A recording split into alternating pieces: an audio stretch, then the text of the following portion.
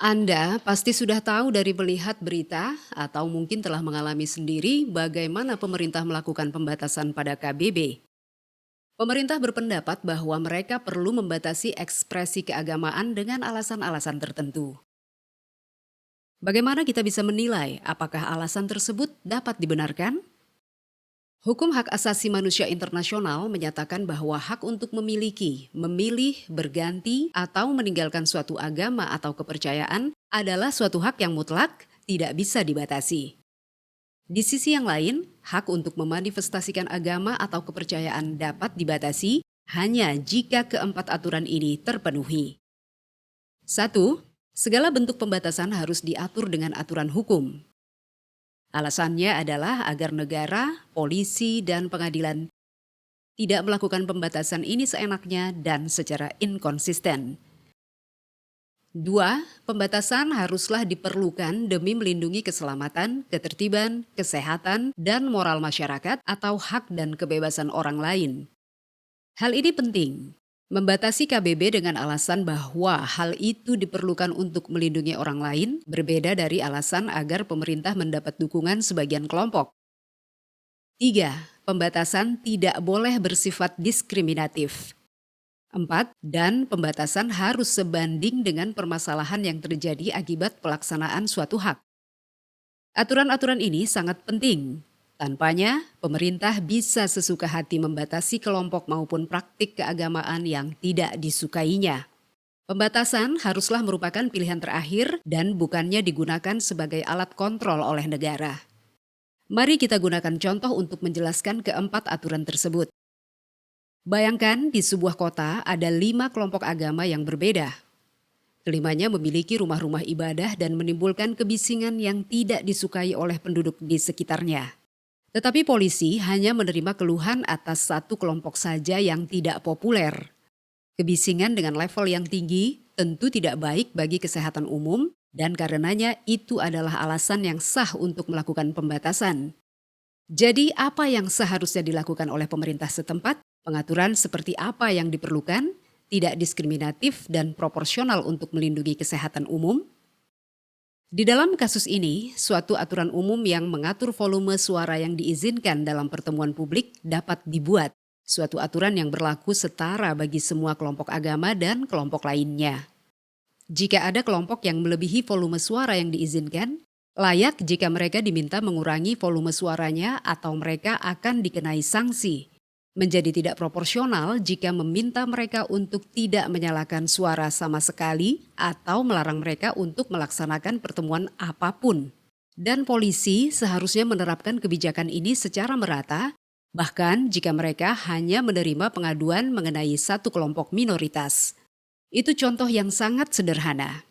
Ketika kita melihat pelanggaran atas KBB, biasanya sangat mudah untuk melihat bahwa aturan-aturan ini dikesampingkan karena pembatasan-pembatasan yang terjadi sangat jelas tidak diperlukan, diskriminatif, serta tidak proporsional.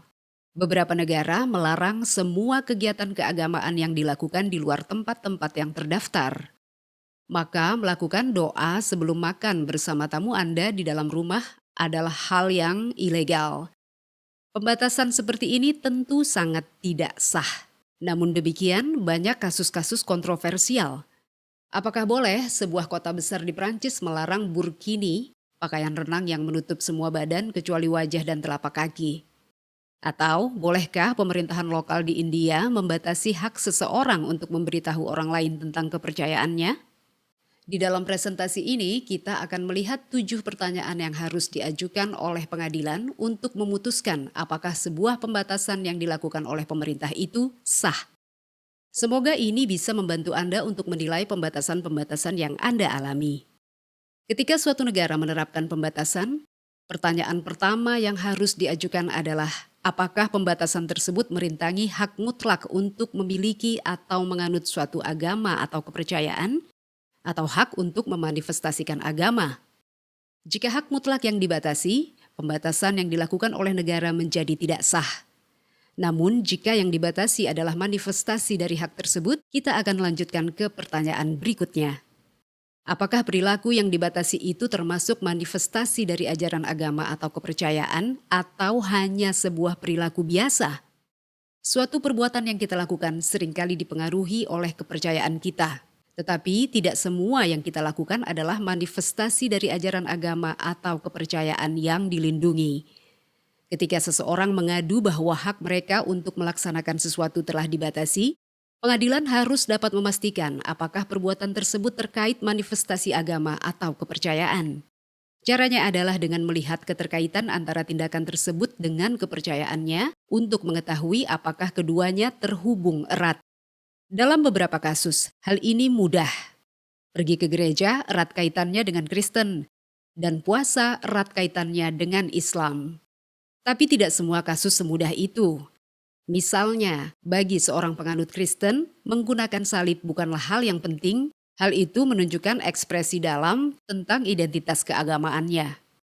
Perempuan-perempuan Muslim memiliki pendapat yang berbeda tentang hijab. Bukan tugas pengadilan untuk memutuskan mana kepercayaan yang benar.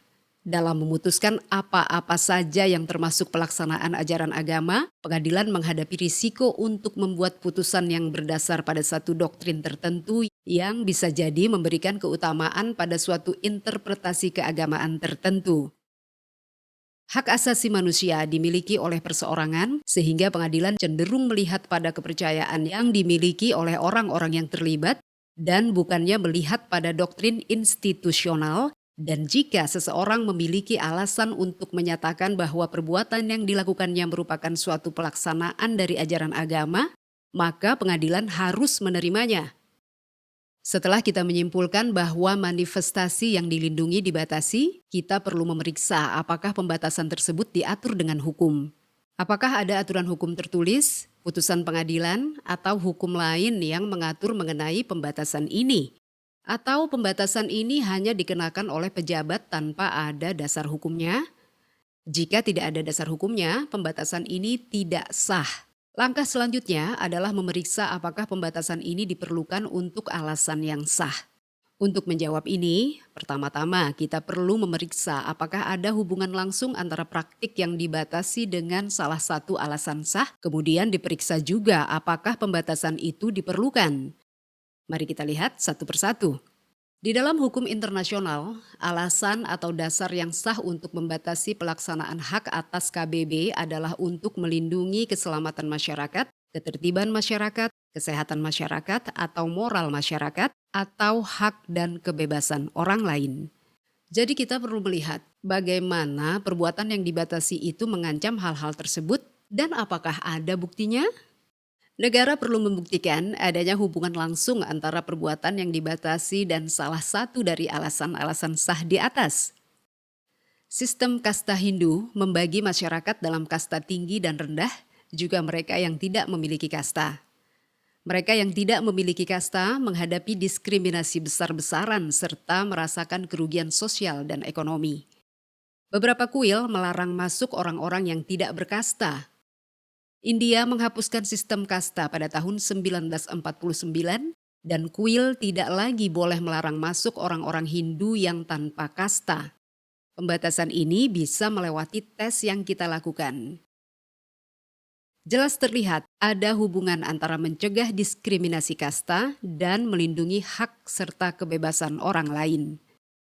Tetapi tidak semua pembatasan ini memiliki hubungan yang jelas dan seringkali pemerintah salah mengartikan atau menyalahgunakan alasan-alasan sah di atas. Pembatasan atas KBB seringkali terkait dengan ketertiban masyarakat. Hukum tentang ketertiban masyarakat mengatur banyak hal, termasuk ancaman, gangguan, hasutan untuk melakukan kekerasan, dan pada beberapa hal penistaan agama. Kebebasan untuk melaksanakan ajaran agama atau kepercayaan termasuk hak untuk mengatakan apa yang Anda yakini sebagai suatu kebenaran. Tentu saja kepercayaan bisa diekspresikan secara damai atau dengan cara menghasut kepada kekerasan. Sayangnya, ada kasus-kasus di mana orang tersinggung dengan ekspresi kepercayaan yang dilakukan secara damai, kemudian meresponnya dengan kekerasan. Beberapa negara melarang ekspresi kepercayaan tertentu yang dilakukan secara damai. Mereka berpendapat bahwa terdapat alasan sah terkait ketertiban masyarakat untuk menghindari kerusuhan massa. Indonesia melarang ekspresi kepercayaan Ahmadiyah dan ateisme dengan dasar ini. Akibatnya, korban kekerasan seringkali malah dijatuhi hukuman karena penistaan atau penghasutan, sementara pelaku kekerasannya tidak dihukum karena penyerangan yang dilakukannya. Hukum seperti ini tidak mengurangi kekerasan, justru memperkuat pandangan bahwa mereka yang memiliki kepercayaan yang salah harus dihukum. Alasan pembatasan lain yang rumit adalah moralitas masyarakat. Apakah semua orang memiliki moralitas yang sama, dan moralitas siapa yang bisa diklaim sebagai moral masyarakat? Para pakar hak asasi manusia PBB menyatakan bahwa definisi moralitas publik haruslah berasal dari banyak tradisi sosial, filosofi, dan agama. Dengan kata lain, Anda tidak bisa melakukan pembatasan hanya atas dasar moralitas yang diyakini oleh mayoritas. Mungkin Anda kaget bahwa keamanan nasional bukan merupakan dasar pembatasan KBB yang sah. Beberapa negara merendahkan kelompok-kelompok tertentu, khususnya kelompok-kelompok yang memiliki kesamaan agama dengan negara musuhnya, menyebut mereka sebagai ancaman terhadap keamanan negara. Para perumus kovenan ini sepakat bahwa kesehatan, keselamatan, dan ketertiban masyarakat sudah memberikan cakupan yang memadai untuk pembatasan, dan menambahkan keamanan negara akan membuat KBB tidak dapat dilindungi justru ketika sangat dibutuhkan. Jadi kita telah paham bahwa negara harus bisa membuktikan hubungan langsung yang menunjukkan bagaimana suatu manifestasi KBB mengancam hal-hal yang disebutkan di atas. Kita juga telah melihat bahwa penting untuk memeriksa apakah alasan-alasan sah tersebut telah diartikan dan diterapkan secara benar. Mari beralih ke bagian kedua dari pertanyaan kita. Apakah pembatasan ini diperlukan? Bukan soal suka atau tidak suka dari perspektif politik atau mayoritas, tapi memang diperlukan. Misalnya, pemerintah telah dapat membuktikan adanya hubungan langsung antara pembatasan yang diajukannya dan perlindungan hak dan kebebasan orang lain. Apakah ancaman itu cukup serius sehingga diperlukan suatu pembatasan? Akankah pembatasan yang diajukan ini efektif untuk melindungi hak orang lain? Dan apakah ada cara lain untuk menyelesaikan masalah ini tanpa membatasi hak? Jika masalahnya tidak terlalu serius, jika pembatasan yang diajukan tidak akan berkontribusi untuk menyelesaikan masalah, atau jika ada cara lain untuk menyelesaikan permasalahan ini tanpa membatasi hak, maka pembatasan itu tidak diperlukan. Pemerintah Tiongkok mengklaim bahwa ada masalah kesehatan dan keselamatan yang perlu diperhatikan dalam kasus pusat pelatihan Buddha yang melebihi kapasitas. Kesehatan dan keselamatan adalah alasan-alasan yang sah. Salah satu solusinya adalah mengizinkan pusat pelatihan tersebut untuk melakukan renovasi dan memperluas pusat pelatihan tersebut. Solusi ini tidak akan membatasi hak KBB, tetapi pemerintah malah memilih untuk menghancurkan keseluruhan area pusat pelatihan dan memaksa 1.000 biksuni pergi. Kebijakan ini sangat tidak diperlukan. Tentu saja, beberapa pembatasan memang diperlukan. PBB telah dengan jelas menyatakan bahwa praktik tradisi yang berbahaya semestinya dilarang, misalnya ritual inisiasi dan sunat perempuan. Tentu saja banyak kasus yang tidak begitu jelas. Negaralah yang mesti membuktikan perlu atau tidaknya suatu pembatasan. Setelah kita simpulkan bahwa negara punya alasan yang sah untuk membatasi dan bahwa pembatasan itu memang diperlukan, kita perlu memeriksa apakah pembatasan itu diskriminatif. Anda mungkin berpikir bahwa akan mudah melihat apakah suatu aturan hukum, kebijakan, atau perbuatan itu diskriminatif atau tidak. Jika secara nyata hal-hal itu diterapkan hanya kepada orang-orang tertentu saja, maka memang itu diskriminatif. Hal ini disebut sebagai diskriminasi langsung dan hal ini dilarang. Namun, seringkali aturan hukum yang diterapkan kepada semua orang mempunyai akibat yang besar bagi beberapa orang dan tidak berakibat bagi orang lainnya. Ini disebut sebagai diskriminasi tidak langsung. Mari kembali ke contoh kota imajiner yang tadi kita bahas dengan tempat-tempat ibadah yang berisik. Dewan Kota telah membuat aturan yang membatasi volume kegiatan publik dan kelompok keagamaan harus menyesuaikan pengaturan pengeras suara mereka. Namun lonceng gereja terlalu keras dan Anda tidak bisa mengurangi volume suaranya. Gereja harus merelakan praktik tradisi mereka, sementara kelompok lain tidak memiliki masalah serupa. Ini adalah diskriminasi tidak langsung. Ada banyak contoh aturan umum yang berakibat pada diskriminasi tidak langsung. Banyak negara melarang orang membawa pisau di tempat umum. Hal ini tidak berpengaruh pada kelompok-kelompok keagamaan atau kepercayaan, kecuali kaum Sikh. Laki-laki Sikh harus memakai kirpan, semacam keris keagamaan di balik baju mereka. Sehingga hukum yang melarang orang membawa pisau di tempat umum membatasi laki-laki Sikh untuk menjalankan kewajiban agama mereka. Di beberapa negara, izin pendirian bangunan memerlukan persetujuan dari pemilik bangunan di sekitarnya. Namun tetangga bisa jadi memiliki prasangka sehingga kelompok yang telah dikenal menjadi lebih mudah untuk mendapatkan izin dibandingkan kelompok kecil yang tidak dikenal. Kebijakan dan praktik tertentu bisa juga menimbulkan masalah. Jika suatu universitas selalu mengadakan ujian masuk di hari Sabtu, maka para pengikut Advent dan Yahudi akan dirugikan. Seringkali para pekerja dari kelompok agama minoritas diharuskan mengambil hari libur ketika kalangan agama mayoritas merayakan hari besar agama mereka. Ketika kalangan agama mayoritas merayakan hari besar agama mereka, sementara mereka malah tidak diberikan hari libur ketika perayaan hari besar keagamaan mereka. Diskriminasi langsung selalu dilarang, tetapi pengadilan juga perlu memperlakukan diskriminasi tidak langsung sebagai masalah yang perlu diselesaikan. Dan seringkali solusinya mudah saja. Di kota imajiner kita, Dewan Kota memberikan pengecualian sehingga gereja dapat membunyikan lonceng pada hari Minggu dan pada perayaan keagamaan. Di Swedia, ujian masuk universitas biasanya dilakukan pada hari Sabtu. Sekarang ujian masuk ini dilakukan pada hari Jumat juga. Seragam di perkantoran juga disesuaikan untuk membolehkan variasi seperti turban. Tapi pengadilan paham bahwa hal ini tidak selalu dimungkinkan. Diskriminasi tidak langsung bisa juga sah secara hukum jika bisa dibuktikan adanya alasan yang cukup baik dan objektif. Misalnya, kebijakan kendali infeksi rumah sakit yang melarang karyawannya untuk memakai perhiasan bisa saja merugikan beberapa pihak. Namun kebijakan ini sah dengan alasan kesehatan masyarakat. Kesehatan masyarakat tentu saja merupakan alasan yang sah untuk membatasi KBB. Namun dalam kaitannya dengan diskriminasi tidak langsung, pengadilan dapat menerima alasan-alasan lain juga. Misalnya, suatu perusahaan bisa saja berpendapat bahwa perusahaan akan dirugikan jika harus mengubah suatu kebijakan. Toko pakaian yang mengharuskan karyawannya untuk menggunakan pakaian dari produk mereka sendiri bisa jadi tidak dapat mempekerjakan orang yang menolak menggunakan pakaian dari produk mereka atas alasan keagamaan. Jadi, meskipun diskriminasi secara langsung itu dilarang, diskriminasi tidak langsung harus dihindari sejauh mungkin dengan mencari jalan lain yang masuk akal yang bisa mengakomodasi kebutuhan individu dan kelompok tertentu.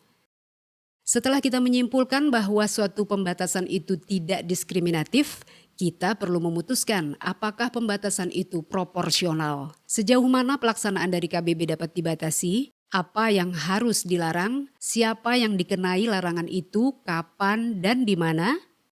Ada perbedaan besar antara melarang seseorang untuk menggunakan pakaian keagamaan dalam melakukan profesi kerja mereka dengan melarang semua orang untuk menggunakan pakaian keagamaan di jalanan.